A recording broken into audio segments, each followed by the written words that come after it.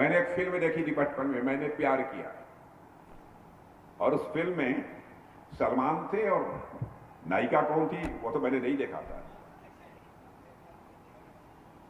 आप जानते होंगे बच्चे, देखा था? एक गाना था तू चल मैं आई, एक गाना था तू चल मैं आई। ऐसा ही रिश्ता करप्शन का और कांग्रेस का है। करप्शन कहता है ऐ कांग्रेस तू चल फिर मैं आई।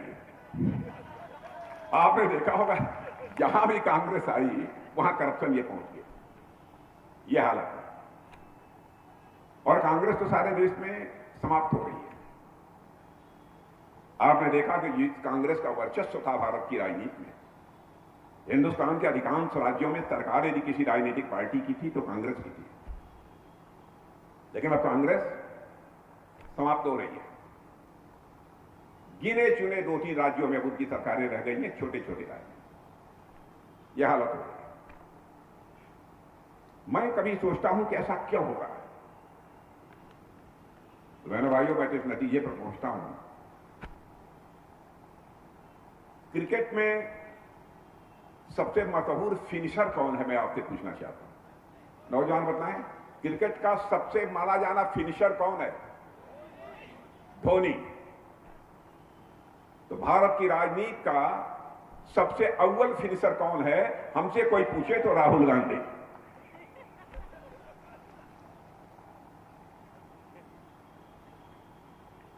और यही कारण है कि बहुत सारे नेता कांग्रेस छोड़ रहे हैं। और मुझे लगता है कि अब आगे नहीं कहूंगा,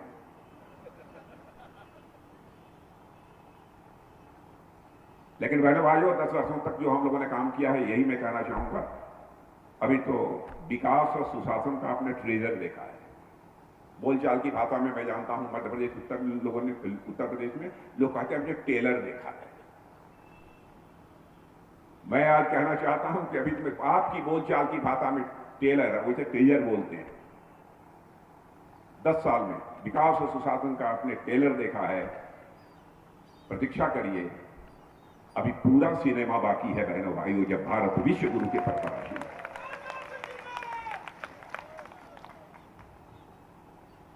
आपका समर्थन चाहिए। आप ये कहेंगे कि आप लोगों ने क्या कर दिया, क्या कर दिया, क्या आपको समर्थन दिया जाना चाहिए। 10 वर्षों का मोदी जी का जो गवर्नमेंट का जो ट्रैक रिकॉर्ड है बहनों भाइयों, वह शानदार है। कोई मातालाल हमारे ट्रैक रिकॉर्ड पर सवालिया निशान नहीं लगा सकता।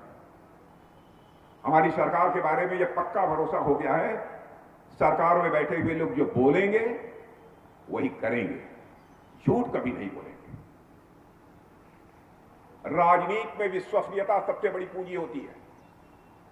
और मैं अपने डॉक्टर राजेश मिश्रा से भी कहूंगा, जनता से वादे मत करना, जनता का आशीर्वाद लेना, जनता हमको आशीर्वाद दे, मेरे अंदर वह शक्ति और सामर्थ्य पैदा हो ताकि जनता की अपेक्षाओं की कसौटी पर मैं खरा उतर सकूं।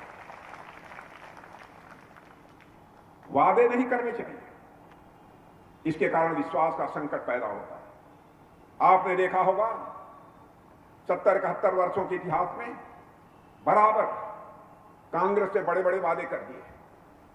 शायद आंशिक रूप से भी अपने वादों को कांग्रेस ने पूरा कर दिया होता, आज के कई वर्षों पहले भारत दुनिया का एक ताकतवर देश बन गया होता। 10 वर्षों के अंदर हमने पूरा किया है, हमारे प्रधानमंत्री मोदी जी ने पूरा किया। क्या दुनिया के दूसरे देशों के राष्ट्राध्यक्ष कहते हैं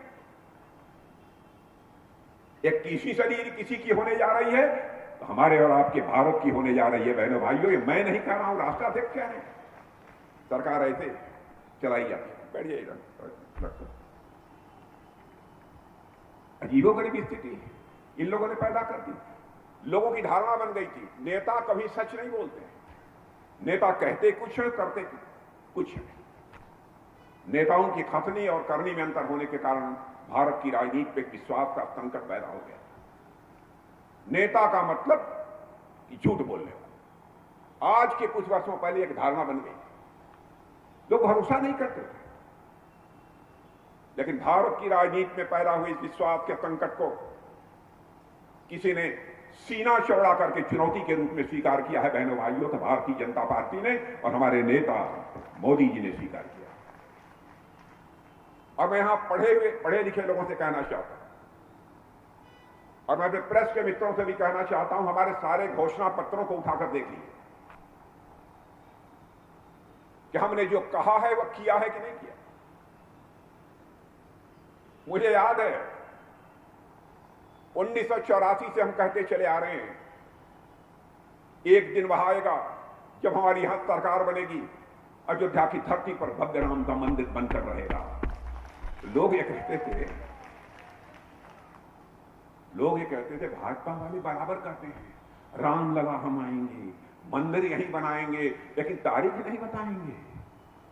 यह आरोप लगाने वाले लोगों से कहना चाहता हूं, आप हमसे तारीख पूछ रहे थे, 22 जनवरी गुजर गई और हमारे रामलला की प्राण प्रतिष्ठा हो गई। रामलला अपनी कुटिया से निकलकर अपने महल में पहुंच चुके हैं।